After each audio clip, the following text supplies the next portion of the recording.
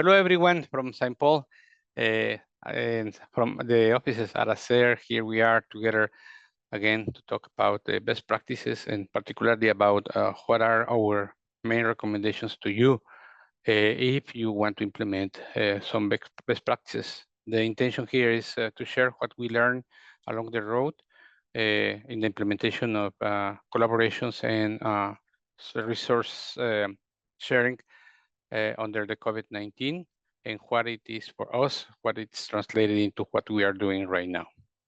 Today we are talking to you from HACER, and I am with Osvaldo Cabrera and Ruben Gonzalez, who are going to introduce themselves in just a second.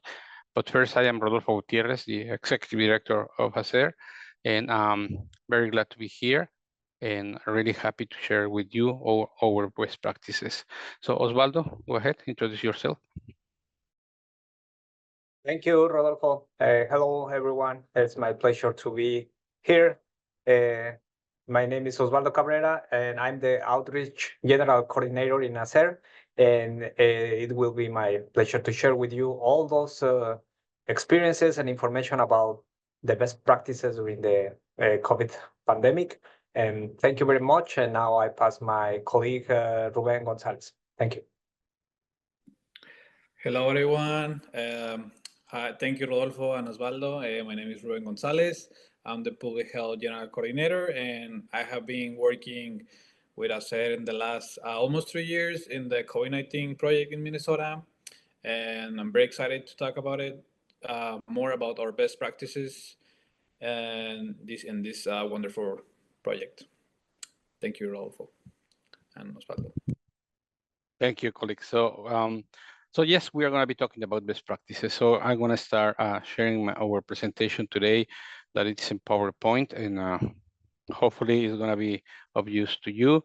And I repeat, we are HACER.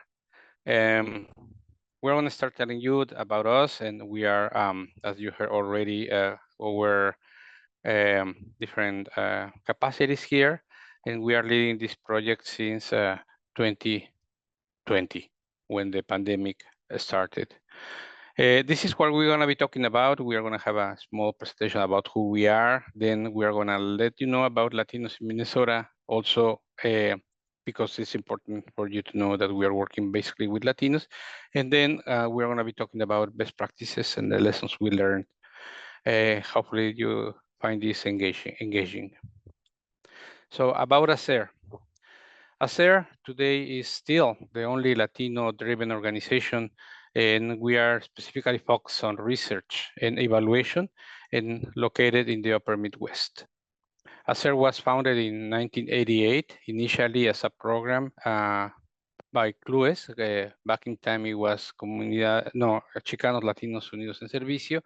And it was the intention of it to address the lack of information about Latino communities and also issues related to Latinos in Minnesota in the public discourse.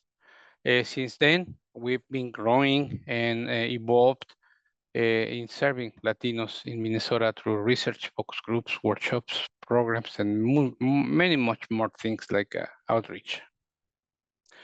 Our mission is to engage Latino Minnesotans through research, evaluation, and community action to promote equitable representation at all levels of institutional decisions and policy change.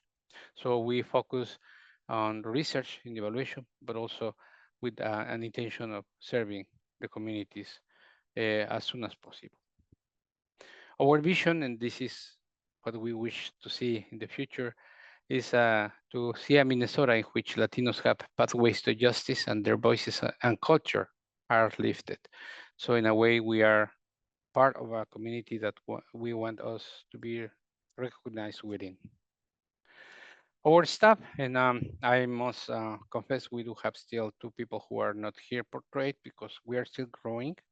And today we do have an office in southern Minnesota in Mankato, that it is coordinated by Daisy Canyon, but we are the rest of the staff based here in the offices in St. Paul, and we have many different expertise and also diverse talents.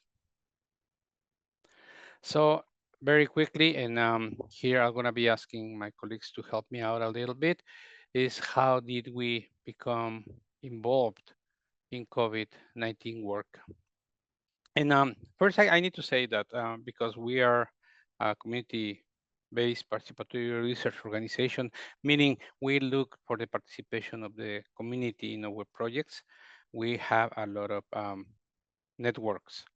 And I say networks in plural because we can see our colleagues and our partners coming from the Latino community, but also people from other cultural groups and even from different regions. Because of that, we have a long history in building networks to reach out with participants in different research and evaluation projects. But then the COVID came. And Ruben, what can you say about our role in this process when the COVID crisis emerged? Sure, thank you, Rodolfo. So yeah, as you mentioned before, we were doing more research, and in 2020, when the pandemic started, the Department of Health gave us the opportunity to be one of the COVID community coordinators. To We started sharing COVID resources only information in 2020 for the Spanish-speaking community, and then some months later, in the next year, 2021, we started distributing the COVID vaccine in different rural areas. Sorry, and in the Twin Cities, southern Minnesota. We also collaborate with other partners, clinics like San Mary's clinics, doing testing clinics for Spanish people, because this was a big deal for the community. They really want to do the testing, but in the state testing clinics, they didn't have Spanish speaking, and it was kind of a tricky doing all the test process. So we started having this opportunity with San Mary's clinic once a week, once every 2 weeks, and in collaboration with BALT, doing saliva COVID tests. And well, after that, we constantly keep doing COVID vaccines, sometimes adding different health resources like flu shots, screenings with different providers. And yeah, this is a little bit of what we have been doing the last 3 years, a little bit, Rodolfo. Thank you, Ruben. And certainly we expanded our networks, not only in the state or in the region, but we went even national. Can you tell us about that, Osvaldo? Sure. Thank you, Rodolfo. I would like to highlight three important topics in this moment that we are talking about, no, the beginning of the pandemic. So first of all, the 32 COVID community coordinators. So we are one of the 32 community coordinators from the Minnesota Department of Health, and it is very important to highlight that we are one of those 32 community coordinators, because we are a trust messenger for the Latino community. So this is very important to make mention about the be a trust messenger. It means that you are going to be involved in the community, and you are going to be the voice of the health institution for the community, in this case, the Latino community in this very important state of Minnesota, with a large Latino population concentrated not just in the area from Minneapolis and St. Paul. So the distribution of the Latino population in the state is extended to the whole state, and it is very important to put this scenario ready for receive the pandemic in 2020. So this is my point, and thank you. Thank you, Osvaldo. And I like what you said. It's a very important state of Minnesota. And it is indeed because we soon came to be an organization that partnered with national organizations like CDC and the National Network of Public Health Institutes. to mention just a couple of them. And we receive also invitations from the Hispanic Network based in Washington, D.C., to collaborate with them and expand the education and use of the information about COVID and later on vaccines. So yeah, Minnesota is really important, and we happen to be to the national level at a given moment. And it is important for something that already Osvaldo mentioned, and this is related to how many people of Latinos are here. And I want to say that even the number you see here, 345,000 people by the census 2020, it was reported there that we were that number. First is a number that is close to 350,000. I repeat, in 2020, whereas the projection for the population in Minnesota pointed out that we were going to be 350,000 in 2050. So we reached that number 30 years earlier. So that is important in the sense that we are growing faster than what was expected. But not only that, in the growth of the population from 2010 to 2020, Latinos contributed with 25% of the total amount of people who was added to the state of Minnesota. That means among those new residents, inhabitants in the state of Minnesota, 1 out of 4 were of Latino ascendants. And also today, even though we represent, you might say, scarcely 6.1% of the entire population of the state of Minnesota, we nevertheless are a young population in average. We are in the 24 years of age in average, compared to almost 43 years of age for white population at this point. And that is very important because it's where the new engineers, medical doctors, architects, and lawyers are going to come from. That generation plus other generations that are still working on education. So that is why we are really important in the state, and that's why the state, considered one of the best places to live in the United States, still really important in the national context. And that is why we established this commitment with the Minnesota Department of Health and other organizations and other institutions and other offices in the state and beyond to help the Latino community in engage for services and resources.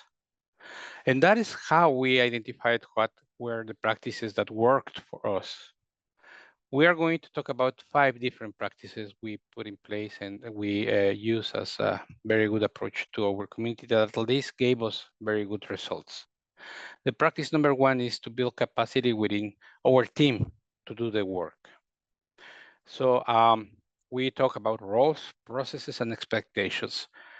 The roles were really important because we needed to have not only people on the streets, navigators or providers, but also we needed coordinators who were responsible of identifying where we needed to be, who needed to be the best partner, and how we were going to be doing that. Also communicators. Our team related a lot on the work that we did on social media and also in other channels of communication. And today we do have a very good and strong team working on digital communication, and that worked very well with us. And finally, the administrators. It's not easy just to say, yes, I can do it, but do it efficiently and in the correct way depend a lot on a very good team of administrators. HACER developed a team to do so, and we are really proud to see that working still today. So defining the roles is really important. It's a key factor. But then also the process. And about the process, Osvaldo is going to be telling us about it.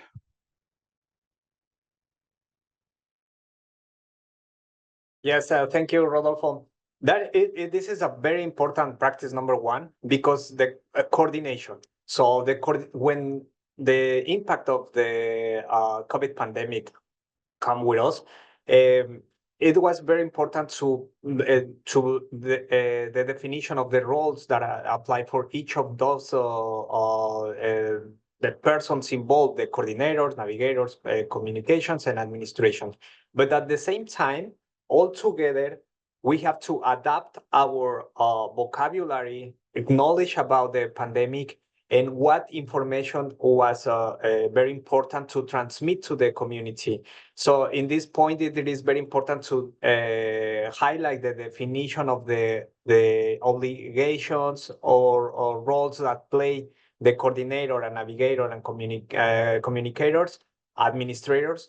It's one of these persons play a very important role, but in the moment that they participate in a vaccination event, for example, all of us, we have to work like a team work. In this point, I would like to highlight the process. In the process, we have to be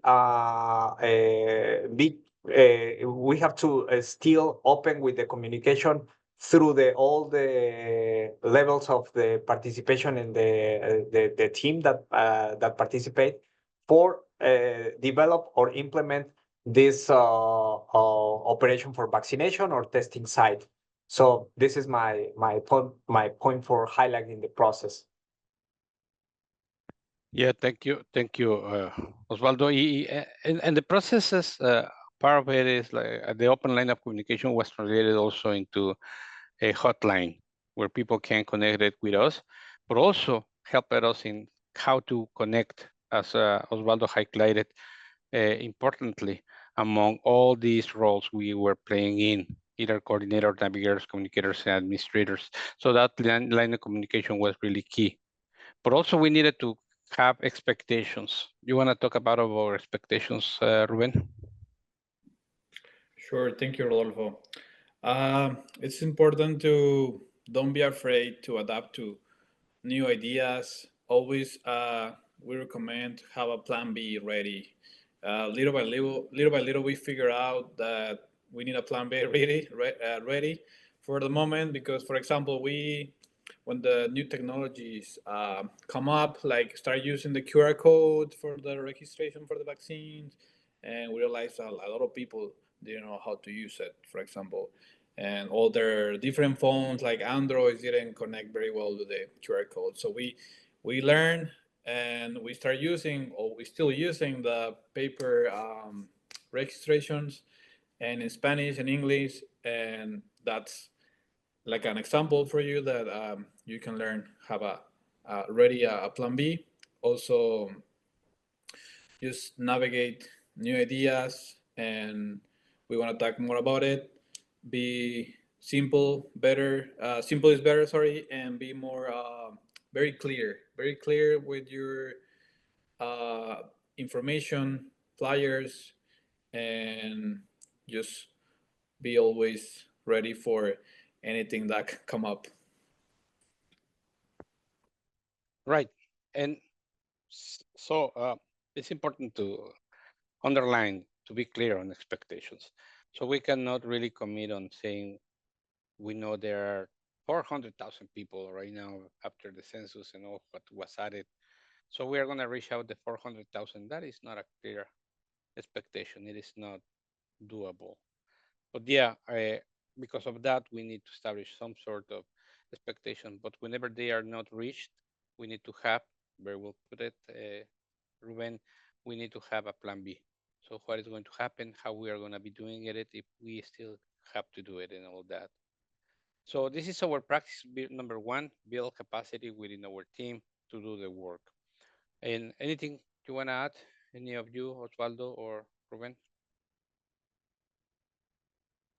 Sure. I would like to just say that in the process, it was very important to be clear with the communication, line of communication, because as you remember in the beginning of the pandemic, the information changed every day, even. So the capacity for get the new information about the coming from CDC or coming from Minnesota Department of Health, we have to adapt the vocabulary, adapt the information, and then coordinate between the whole team for develop or spread the voice with the Latino community. So I just would like in the process to highlight this very important point, that the open line of the communication, because it is a lot of things to do for be clear, because we are talking about health and we are talking about the pandemic or dissemination of the virus into the community. So it was a very important point to make mention. Thank you. Thank you. So the practice number 2 is really essential itself, because you cannot work alone, and partnerships are really important.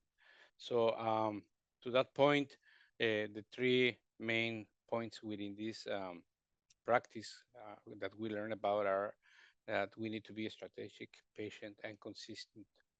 So the strategy comes very importantly, because we need to be able, and that is something that came up almost daily. We needed to be able of identifying who were at that point the best partners we could work with, and also, and this is important, to identify local leaders, community leaders, in all levels and in all places that could help us out, and say openly talking to them about this. And something that resonates right now from what Osvaldo was talking about is clear communication with them as well. It was part of the strategy we implemented. So something else, Osvaldo, you want to add to this, and add talking about the patients? Yes, as we mentioned, so move at the speed of the trust. So you remember that we are a trust messenger. So if we are a trust messenger, we have to be clear with all the information that we have in our hands in order to pass the information with the community in a clear content. And the other point that I would like to highlight here is sometimes it was difficult to go to our audiences in the state. It was difficult because we are talking about our community is distributed in the whole state. It's one of the biggest state in the Midwest in the United States. So, and remember one point: a lot of them they were frontline workers. The Latino community never stopped to work during the pandemic, so they keep they was keeping working in the packing companies, in the food packing companies, in the field. So it was very important to be patient with them, because for go bring the services for a vaccination or for the testing event to them, it was really difficult, and it was a high level of coordination. At the same time, try to collect information and bring the information with them. It was challenging for us, but always be patient about how fast we have to bring the information with them. This is my point in this practice number 2. Thank you. Thank you so much, Osvaldo. And one of the people who here at HACER who was very much involved in finding the right partners, the correct partners, and expanding the partnership and explaining to the partners what was going to happen was Ruben. Can you illustrate what you did in this practice number 2 related activities, Ruben, especially the strategy and the consistency?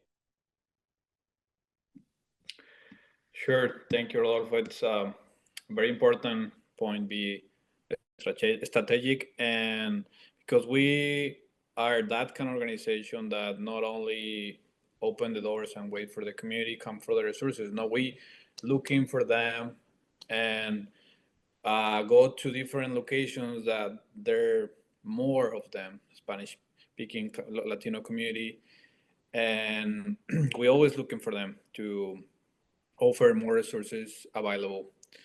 And another important point is looking for community leaders. We always try to have like this planning or for the events like for 3-4 weeks in advance for have a better outreach and share more times our resources and have more attendance. And this way that strategic works very well.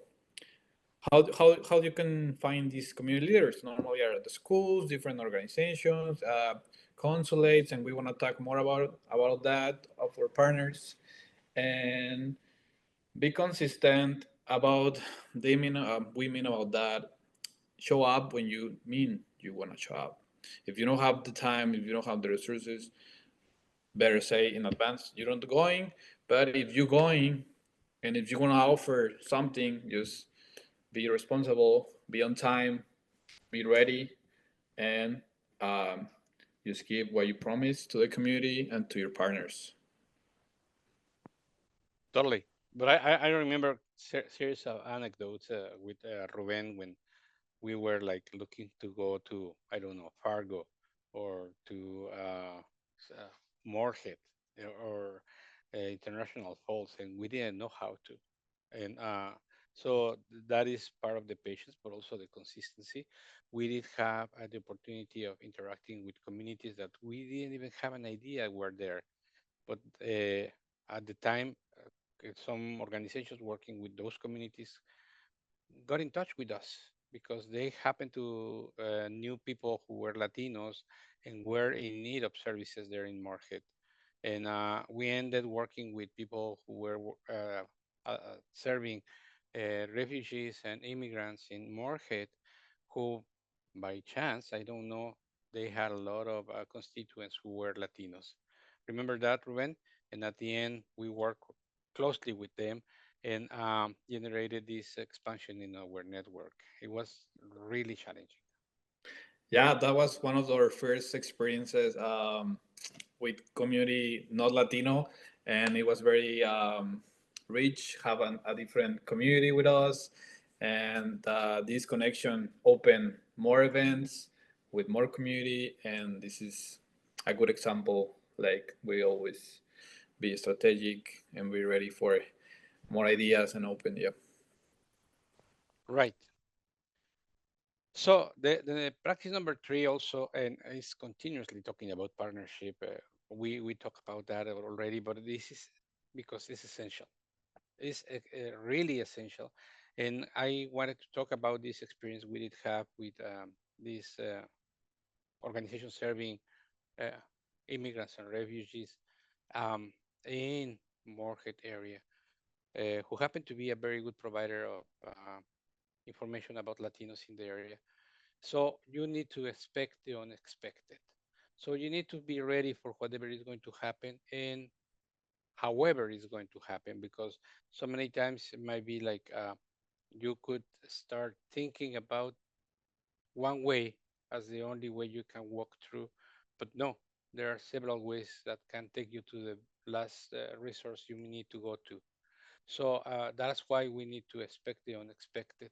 And because it sounds very fun, the share part is, however, really important. That's why we wanted to highlight that.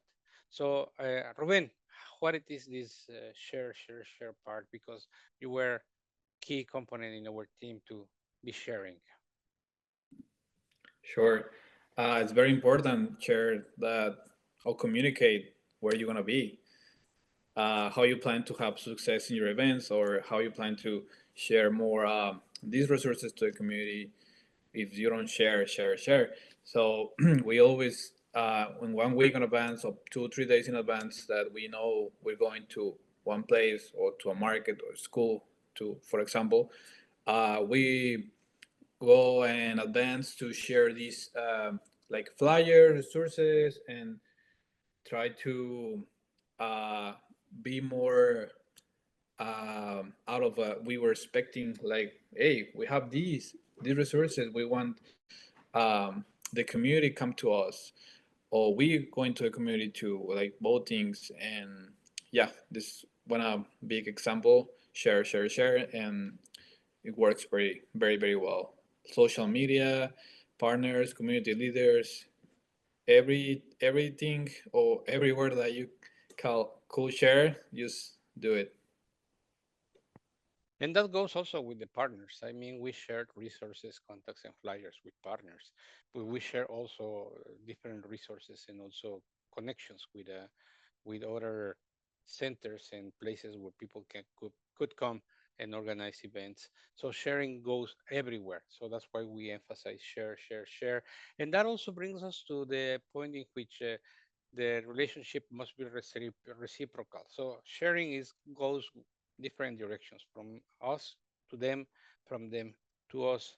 And but today, one of our staff members who put more in practice the reciprocity in this relationship is Osvaldo. So can you tell us why it's important this point in the practice number 3, Osvaldo?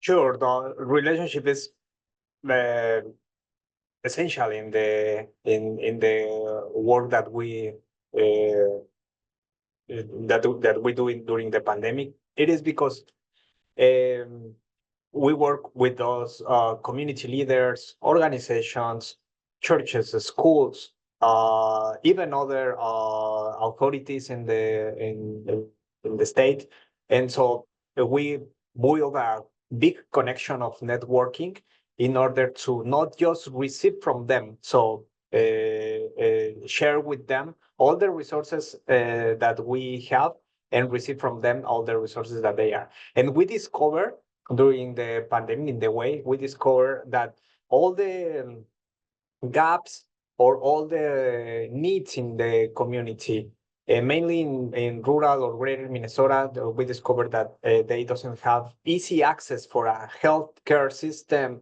or talking about people in the irregular immigration status. So they're difficult for them to navigate the system in the state. And so we discover all those gaps, and we obviously work together in relationship with other organizations for bring all those services to the community in culturally content and component, and try to be working close every time, every day with them. And I just would like to, at the same time, recognize all the contributions and all the support to the other organization, authorities, their empathy, their support and help and commitment with our Latino community in need. And I think just would like to take this time for say thank you for all the organization that helped us a lot during the more difficult times in the pandemic. Very important, Osvaldo. Thank you so much. And also, yeah, it's really important that we have this reciprocity in the relationships. And here's the sentence I really like: show up when you say you are going to show up. And this is because so many times we are not there, even though we say we're going to be there. But we did, and we were able to really be at the time, at the moment, at the right place. And that is why we really have uh, a large number of collaborators, partners along the road, to which, at this point, schools were the most important ones because they were always there. And I am not only talking about public schools in the districts, in the school districts, but also charter schools, which are also public. We organize different events, a lot of events with charter schools in the Twin Cities and out of the Twin Cities, and they were key components. And also because of that, other public schools in the districts, in the cities, invited us to collaborate. Supermarkets or grocery stores were also really important, with where we were able to bring even vaccines. And you cannot believe it. Ruben can talk about that. Places that were very stretched with very small spaces for us to set the place for vaccines, open their doors and open their hearts for us to vaccinate people. And community centers, churches, restaurants were there for us. So those are key partners. Anything else you want to add to that, Ruben? Because yes, I was always surprised that we were working in small grocery stores and small spaces, but we were working with a lot of people and always big support. Yeah, as Osvaldo mentioned it was super hard in the beginning, like find um, places or partners that open the doors for do the COVID vaccinations, and because people were scared, people were scared, and especially it was very hard with the schools, because there's a lot of permissions, requirements, and they're underage and they need the permission of the parents. But at the end, as you notice, is one of our best partners, schools, and in the same time, little by little, we discover that we have a lot of success in the Latino markets. We sometimes we use park outside with a mobile health unit, and that's kind of like a big marketing for us. People use for wondering, what are you doing? What are you doing, guys? Vaccine clinics, screenings, come on, flu shots. And this little by little, they call their friends, community, and have more people. And about the Rodolfo mentioned it, yeah, it was a little Latino market in Monticello.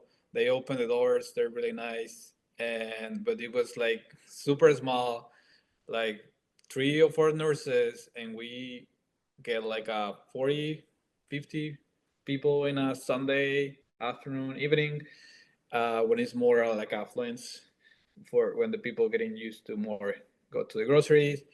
Yeah, it was kind of a big challenge for us, but we did it in the middle of the winter. Yeah, it's a plus in the middle of the hard winter in Minnesota, because we were not fighting, but it was challenging for us because we sometimes we couldn't do events for the weather, because of snowstorms and etc. But yeah, it was part of the challenge, Rodolfo. Yeah.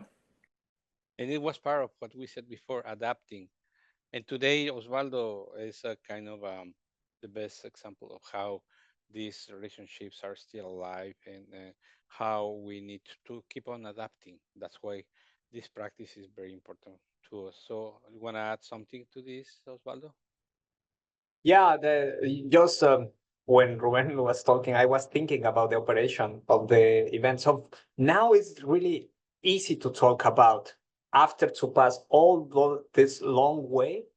But I remember how stressful it was in the beginning to connect with one partner in Greater Minnesota, one partner in a community center, how connect with the schools, protocols to the Minnesota Department of Health or even other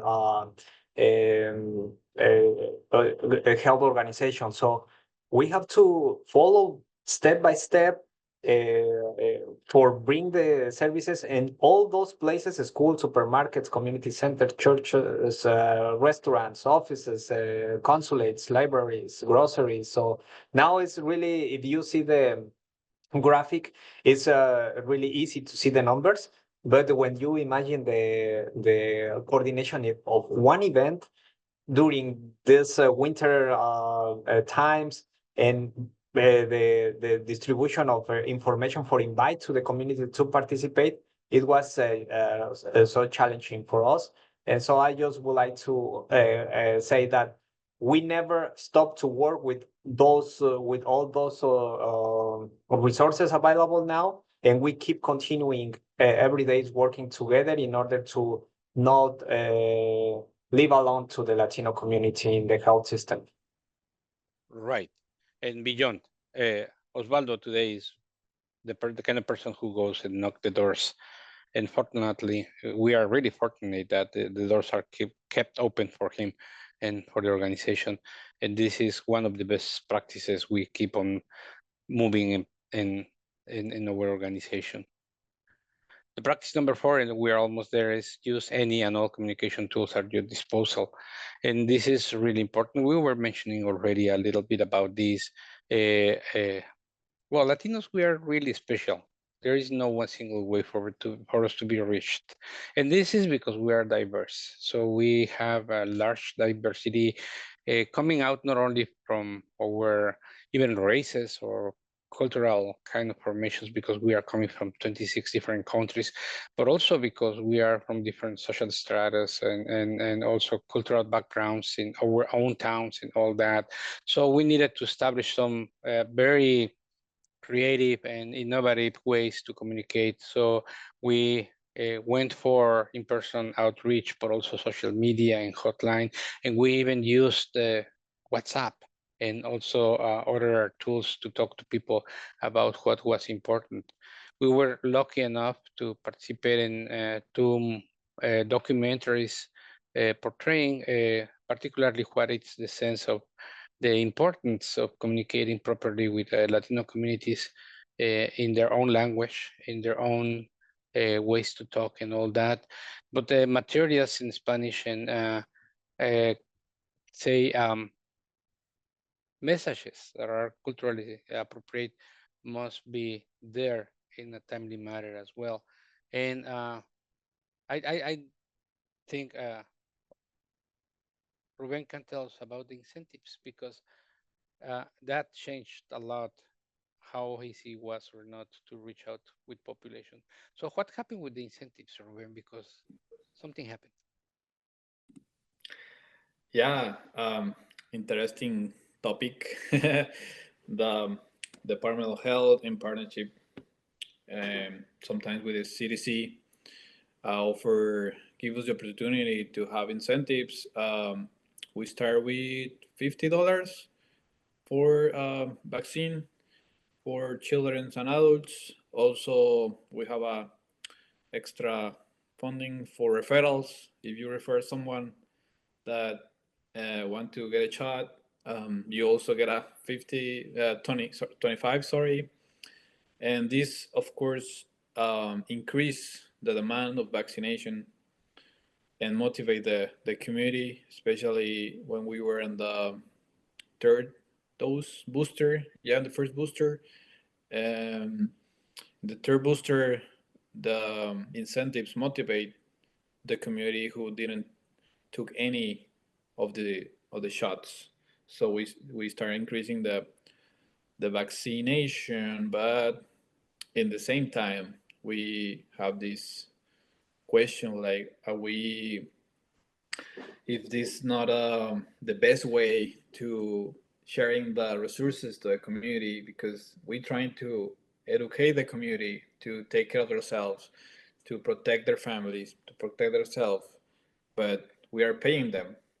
So yeah, in some point, yeah, it's really needed. We need the community get the vaccine, but what we thinking in the future, people are gonna still waiting for the money for take care of themselves or not.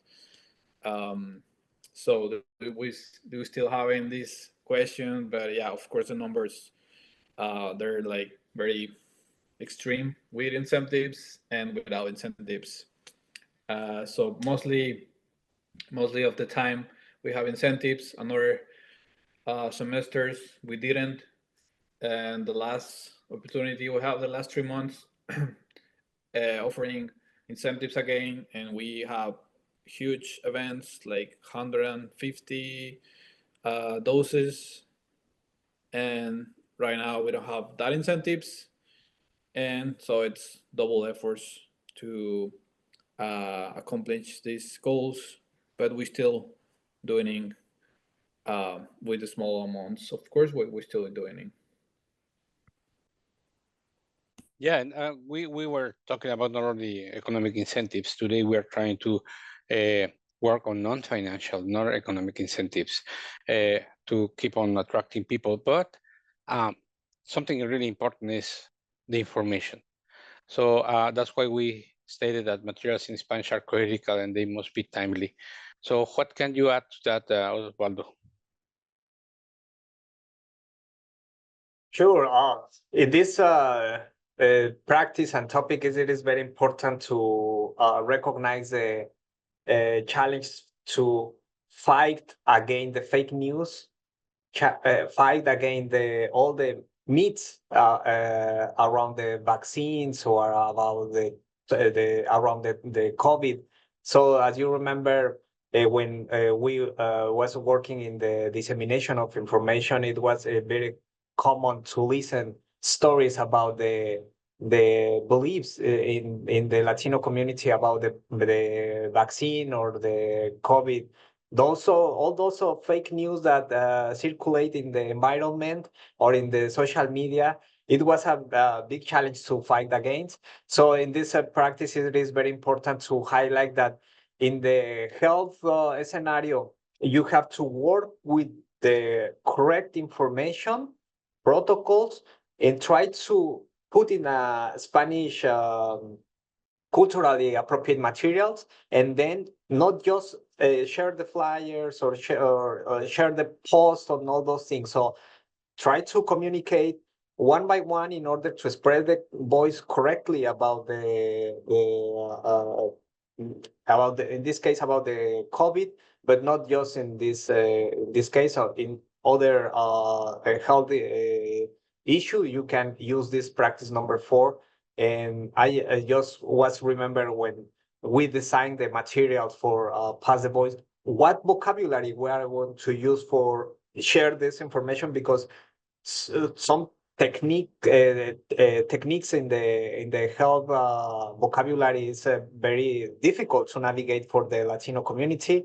And so we in the meetings, you remember that we try to think about what it is the best way for this design or distribute the information within a special Spanish language for the community. This is my comment about this practice. Right. So we need to use any and all communication tools at our disposal. But I guess the most important here is to communicate properly to people, to avoid what Ruben mentioned, the myths, the misinformation, to destroy those myths, as also Osvaldo pointed out, and to really communicate properly with our community and not making them dependent of coming for resources only if there is money upfront. Because the information is key.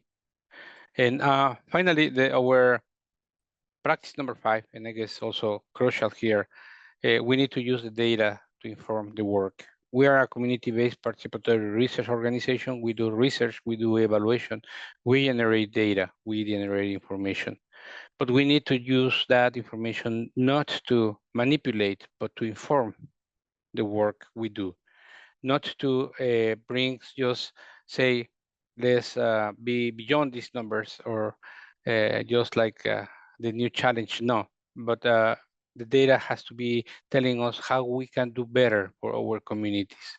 So internally, we need to use the spreadsheets, Excel spreadsheets, or whatever you're using as friends, because we kind of collect all the information and everything, and we translate it into interpretation and then some use of the data for us to improve our work. That's why we use the data to plan the outreaching process, because we know where the people is, where the people are asking for services and all that. And finally, the data also helps in documenting testimonials along the way, because we can collect the right information. Ruben filled out a lot of spreadsheets, right, Ruben? How many spreadsheets you have been filling along the road? Oh my God, too many. Every month we report to the Minnesota Department of Health to report all the numbers about outreach, vaccines, incentives, testing kits. It's a lot of report in Excel that is very important to also, because we have to report it to the Department of Health, and also internally is very useful because we can have more numbers that what we doing, where we want to have more, where we had more success, and also where we then went to offer incentives or the vaccines, and where is the more needs area. So it's very important to have these internal reports. And externally, it's also really important to have this data because we give the information facts, not fake news. And also we share statistics. And I used to say, because I worked for a project in the past, we need to use the data for good, not for evil. So within a reason, we use the statistics we do have. And ethically speaking, because we are not going to make anybody believe something that it is not true. And today we are also doing that. Osvaldo has a very large experience with using data externally to inform people. What else do you want to add to this, Osvaldo? Yes, here we learn a lot of in this practice number 5 because, for example, the data or the statistics say that you have a number of people living in rural Minnesota, a number of people living in Twin Cities area in Minnesota, but it not means that you are going to be working just with the number of people where you have a high level of concentration. So you have to implement other resources, work with the statistics, and try to design different or coordinate different events depending to where the people are living in, and how you are going to be working with them with the information that you have available in this moment. So at the same time, you build your own data and your own statistics in order to think about the future, think about where they are, where people are, what they need, and how you are going to coordinate the logistics for bring the health services for them.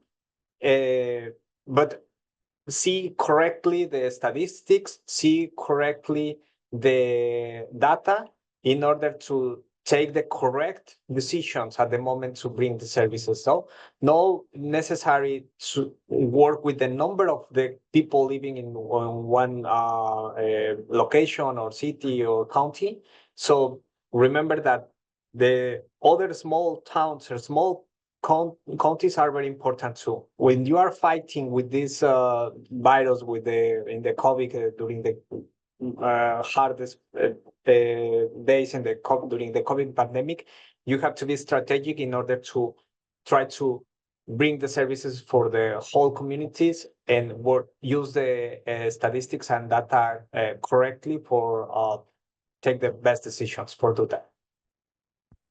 Thank you, Osvaldo. You put it just fantastic. Yes, and this is a wonderful safe way because data use is still informing our work today. And we kind of summarize what are the lessons we learned, and then we are going to be talking about what it is happening now and what is going to happen next. So we need to plan for as much as we can, but we can't plan for everything. That is something Ruben stressed out. We learn because we found surprises. Then we need to make time for both the big and small opportunities. We have to think about the events that are not just being attended by Latinos, but also we need to provide a welcoming environment for all. And we need to keep working together to avoid crisis in the future. And that is what we are trying to do. So we are now today, and I'm gonna ask both Ruben and Osvaldo to talk about HACER today, and particularly in the context of COVID-19, which is still with us. Sure. So we continuing doing vaccination clinics around the state. We still having the opportunity to offer the COVID vaccine. Some of our providers give us the opportunity to have also another option to have the flu shots, screenings. We also offering comprehensive and recovery health information, COVID-19 test, and important to mention, COVID-19 tests become more popular because now at the pharmacy it costs like $25. So we are kind of educated the community to do the test with any symptoms that they feel. We also have available Monday to Friday during office hours or hotline for provide COVID-19 resources, and also we are like a filters to the community to send them to different health resources to them.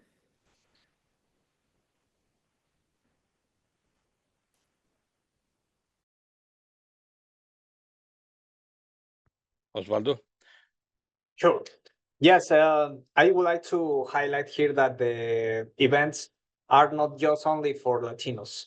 So our events is open the doors for all the communities.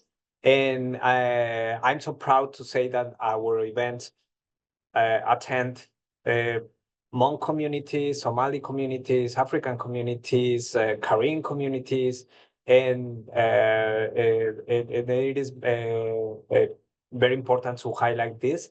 And sometimes you remember that people coming speaking Hmong language, it was a very challenging for us to try to help, but we believe in the health is for all, no matter the immigration status, race, religion, or skin color, all those things. So health is for all, and is our part of our mission, vision, and our commitment with the whole communities.